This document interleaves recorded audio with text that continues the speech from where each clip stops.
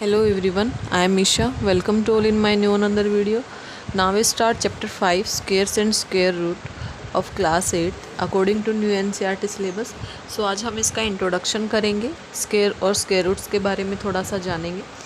तो हमें पता है हम स्क्वायर्स जो हैं कोई नंबर दे दिया, जैसे हमें दे दिया 2 का स्क्वायर निकालना है। तो हमें पता है 2 का स्क्वायर मतलब इसको 2 टाइम हमने मल्टीप्लाई करना है। 2 मल्टीप्लाई मीन्स 4। इसी तरीके से अगर हमें 10 दे दिया, 10 का स्क्वायर कैसे निकालेंगे, हमें पता है इसको 2 टाइम मल्टीप्लाई करना है तो ये हो जाएगा हमारा 100, राइट। तो इसी तरीके से हमें स्क्वायर निकालना होता है कि स्क्वायर का मतलब उस नंबर को हमें 2 बार आपस में मल्टीप्लाई करना है। जैसे हमें 7 दे दिया, 7 का स्क्वायर क्या हो जाएगा, 7 मल्टीप्लाई 7 इज़ 49। इसी तरीके से अगर हमें 15 दे दिया तो 15 square is 15 multiply 15 is equal to 225, right. तो इस तरीके से हमें स्क्वायर को निकालना होता है। तो हमें स्क्वायर जो है उसकी फॉर्म है, जैसे 1 to 20 हमें लर्न करनी पड़ेंगी, 1 to 20। सो ये मैंने 1 to 20 यहाँ पर स्क्वायर्स को लिखा है।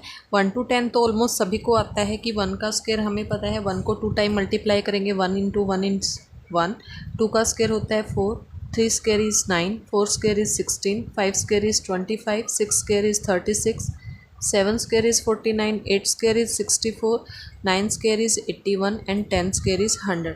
यहाँ तक तो ऑलमोस्ट सभी बच्चों को आता होगा।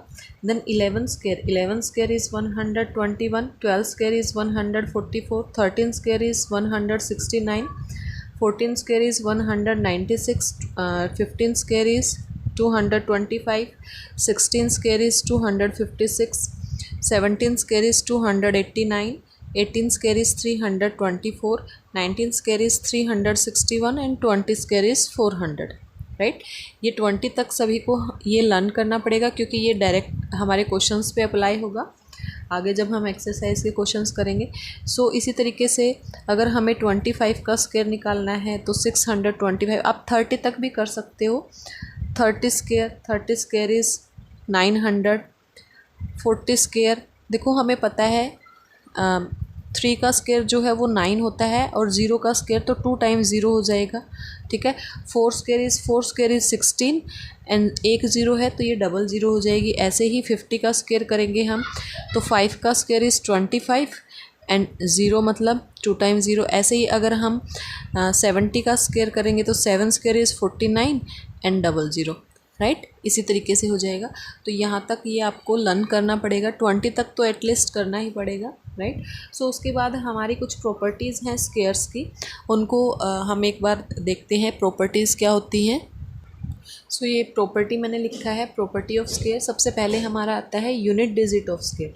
जैसे ये हमारा क्वेश्चंस पे अप्लाई होगा। जैसे हमारा पूछ लिया कि जो हमारा 14 है, अगर हम इसको स्क्वायर करेंगे 14 स्क्वायर, तो इसको स्क्वायर करने के बाद जो इसकी यूनिट डिजिट आएगी स्क्वायर करने के बाद वो क्या होगी। सपोज हमने मान लिया कि हमारा जो है 10 है, ठीक है।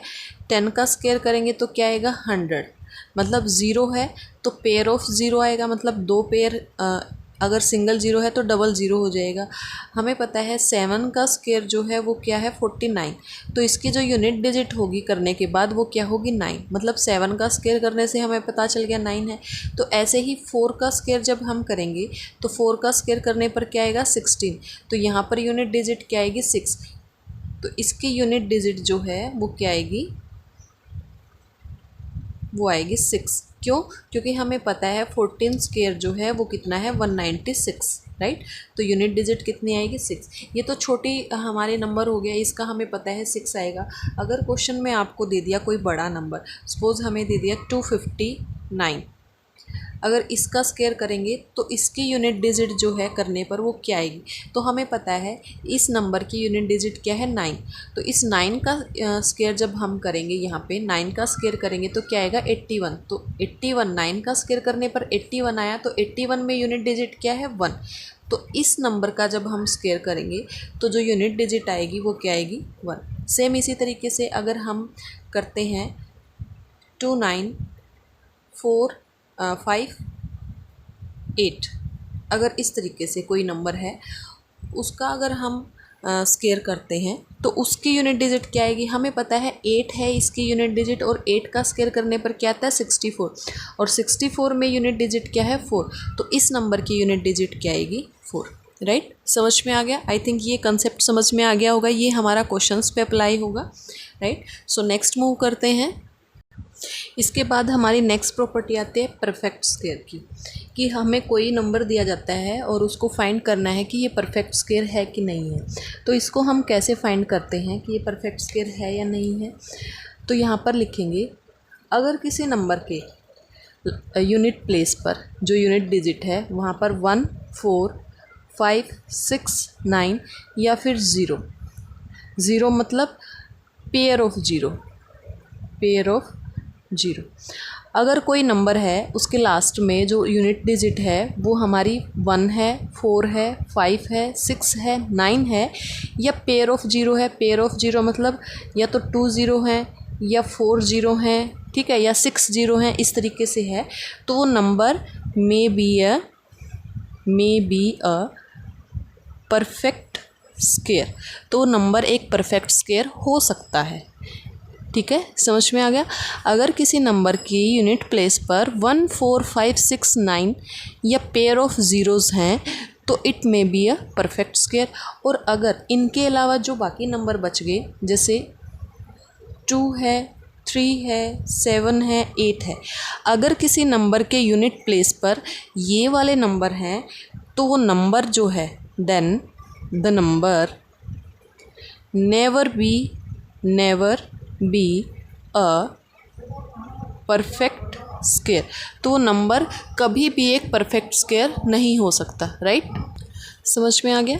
परफेक्ट स्केयर का मतलब क्या है, अगर किसी नंबर के यूनिट प्लेस पर जो यूनिट डिजिट है वो 1, 4, 5, 6, 9 या पेयर ऑफ ज़ीरोज़ हैं तो it may be a perfect square. ज़रूरी नहीं है वो परफेक्ट स्केयर होगा, बट शायद वो हो सकता है। राइट, और जिस नंबर के लास्ट में जो यूनिट प्लेस है वहाँ पर 2, 3, 7, 8 इन में से, इन चारों में से कोई भी नंबर है, या फिर सिंगल ज़ीरो है, इनमें से अगर कोई भी नंबर यूनिट प्लेस पर है तो वो कभी भी परफेक्ट स्केयर नहीं हो सकती, वो हो ही नहीं सकती। राइट, समझ में आया यहाँ तक।